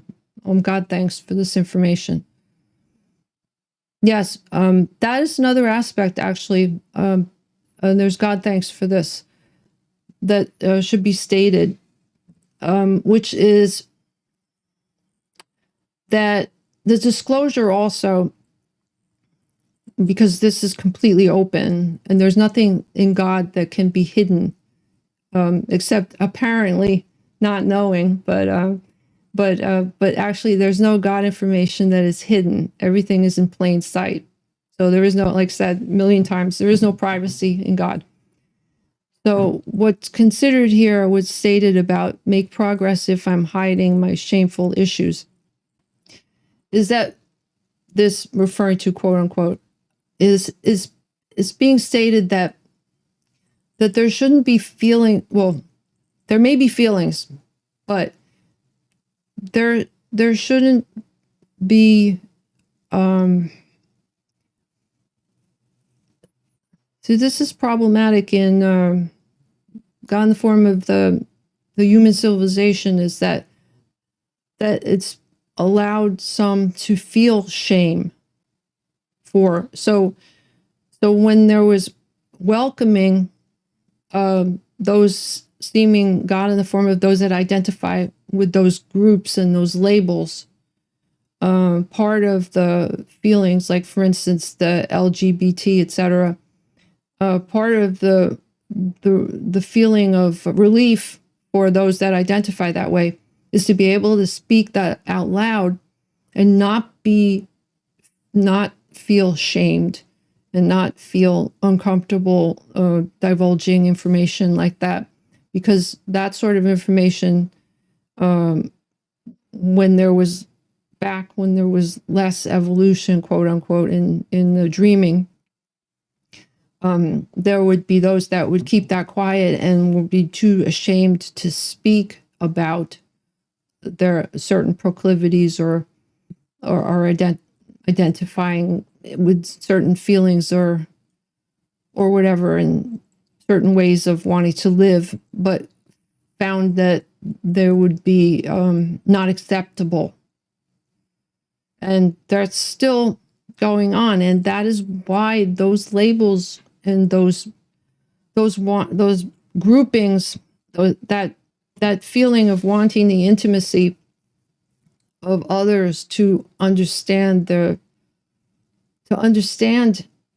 quote them and feel comfort and in their congregating, in their mutual connection or whatever, and they're being able to be open about the thoughts and feelings and all of that and be accepted. So that's why they're saying that in a sense some of this is God evolution, in that there's advocacy for more rights and to be understood and to be, and not to be marginalized, meaning others are more important, and they're, those God in the form of those that are feeling this are not as important, etc. So there's a lot of God manifesting going on by their identifying as with these groups and labels or whatever. But again, This needs to be said over and over and over again. That is not true freedom. It is on the way to freedom, but there's a higher freedom. There's ultimate freedom. So this is what's being offered. So when they're speaking about shameful, being shamed in order to be not even like shamed to speak out and or speak to quote unquote someone about the problems, this is using the example of the body in before whatever quote unquote in fiction, the breakthrough to reality, the quote enlightenment. It's using that information to show. It is showing this information. Now, is there any shame? No, this has no shame. This is completely open, truthful. It only speaks God truth.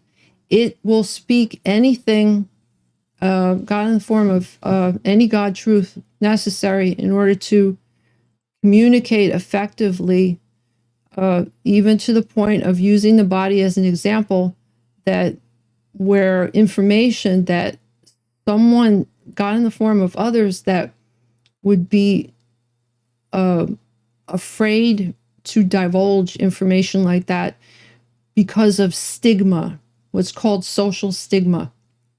They'd be afraid to use themselves as an example because once they've divulged this information, it can be used against the body for employment or school or whatever. They won't be treated the same way. They'll have all sorts of problems by admitting such things, such feelings and information. So again, this does not identify with this avatara, the apparent primary body. It is using the information as an example to show, to break through to seeming God in the form of others that are myself, that they're to state directly by use of this body that there are so many ways that all of these problems seemingly and all of anguish and say disorders and all the human misunderstandings, all just it's endless, but how all of that can be transcended, because what is most important is knowing actual reality, God reality. It's knowing oneself as oneself truly is, not as what seeming this one thinks or that group thinks or the whole rest of the whole world, quote unquote, thinks about, quote unquote, your misidentified self. It doesn't matter, because once there's breaking through to reality, there's nothing that can possibly affect it anymore. And then all the dream, it's either a dream or a nightmare. The dream can be transcended, and if it's the nightmare can be transcended. So this is using this information as saying, here, look at this. There is no shame in this. It's speaking seemingly about a dead self and using as an example, saying there's nothing to be ashamed of. Nothing. So if there's feelings of shame, there's understanding that. It's not invalidating the feelings of shame, but what's being said is that through what would be called God love, universal love, there is such a thing. There is any seeming any seeming body that says otherwise just does not know. Just hasn't been a direct experience. There is such a thing as God universal, God absolute love. And in that, there is no shame. None. All are accepted. Everything is accepted. Even what is called, God in the form of, I keep using this as an example, what has been labeled murderers, those that have killed, quote unquote, seemingly apparent other bodies, even those are accepted, no matter what the circumstances are, no matter how horrible the seeming crime is. You cannot throw God in the form of another body away. That is myself. That is God myself. Every single body, every single thing, everything. So there's no rejection of anything or anyone, God in the form of, apparently, in fiction. So all is accepted, even feelings of shame, whatever it is, and ultimately there isn't anything to be ashamed of.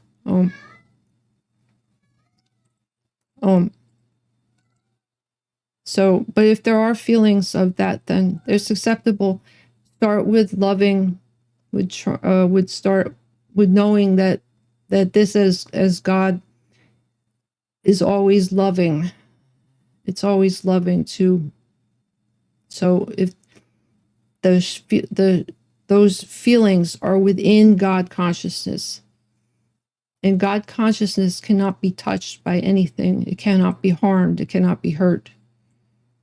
It cannot be shamed. It cannot be anything. It's eternal. It's never been born. It never dies. It's not judgmental.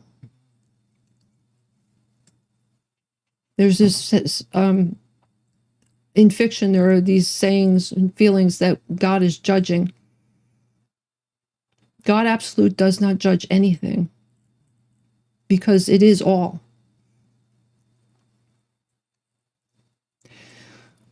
So this teaching, God in the form of, God in the happening of this teaching, again, is a welcoming, even though the title would be different if it weren't for that, again, at the beginning of the teaching, spoke about this extensively, that there would be projecting upon and misunderstanding the title, and that it would be superimposed as being in some way political when it has no, that it cannot possibly think and speak politically and have information flow through, God information flow through. It would be misrepresented as being political, just because there is so much misunderstanding occurring in fiction right now of a seeming self-proclaimed political nature. That this is welcoming all, as stated before, but more specifically now, in eternity, welcoming all to God in the happening of Satyavedism for God realization, self-realization, God realization, and God manifesting. God manifesting. There's so much God manifesting to occur. It's endless.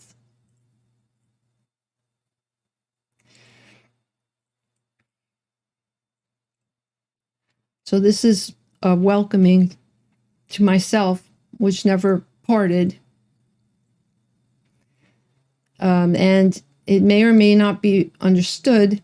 There has been attempt to make this as clear as possible, that there be no misunderstanding, that would be what are called, again, triggers,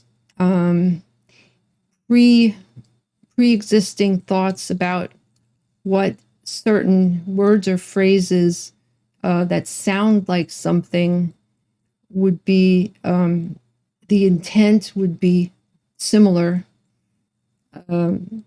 There couldn't possibly be the same intent that would be stated in any political way that is being stated through this, through Satyavatara, about such such God information. So this the apparent primary body will be occasionally used to elucidate, to make certain information more clear, that in some way would be considered, quote, relatable.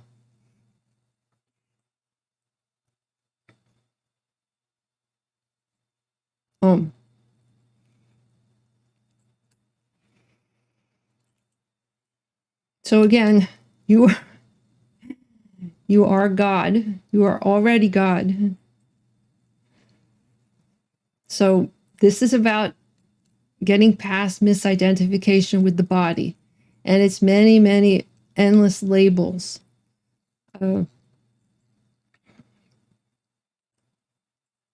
But may all bodies be blessed and loved and cared for as God myself.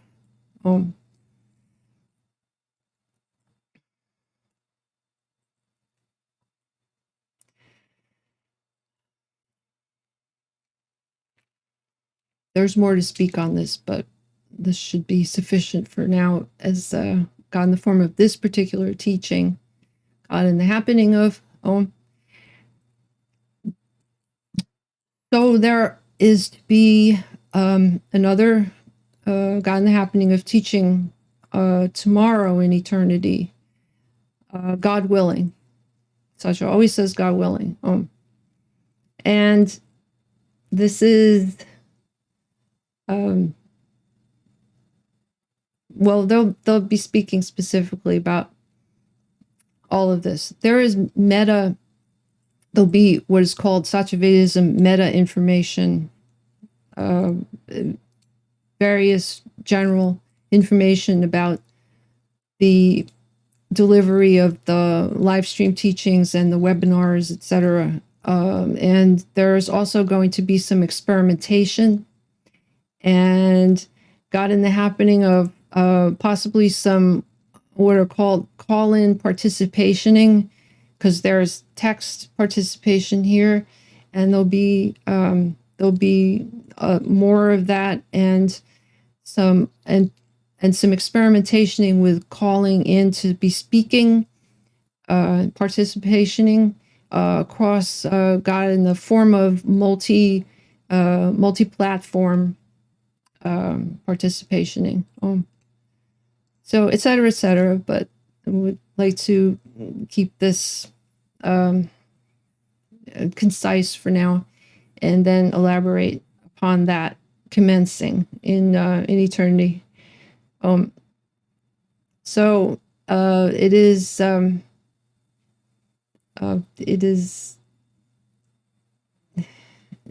auspiciousness that this teaching has been delivered.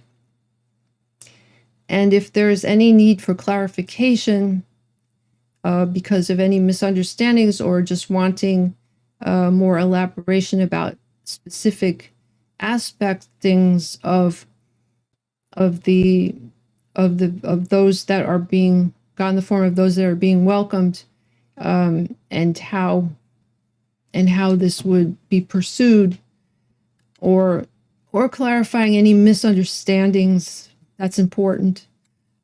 Please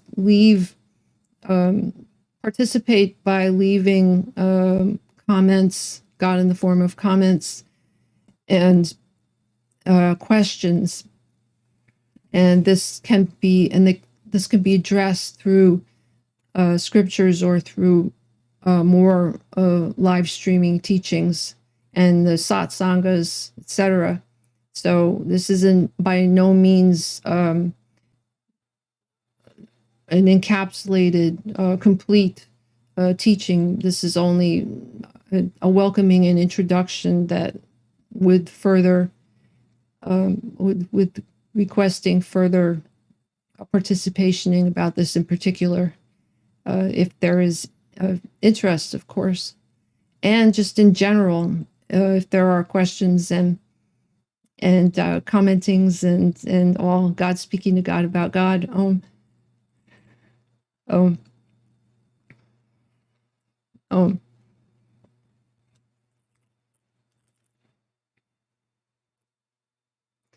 So Om.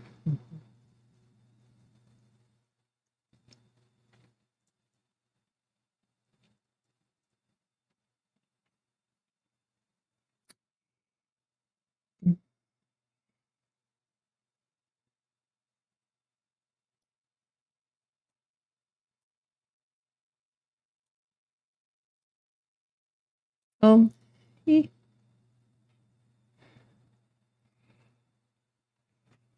All right, so to be continued, God manifesting tomorrow in God eternity. Get turn. This this next GIFO teaching should be interesting in the partitioning, and like I said, experimental.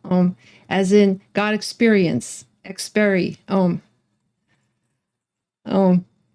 Blessings, God blessings.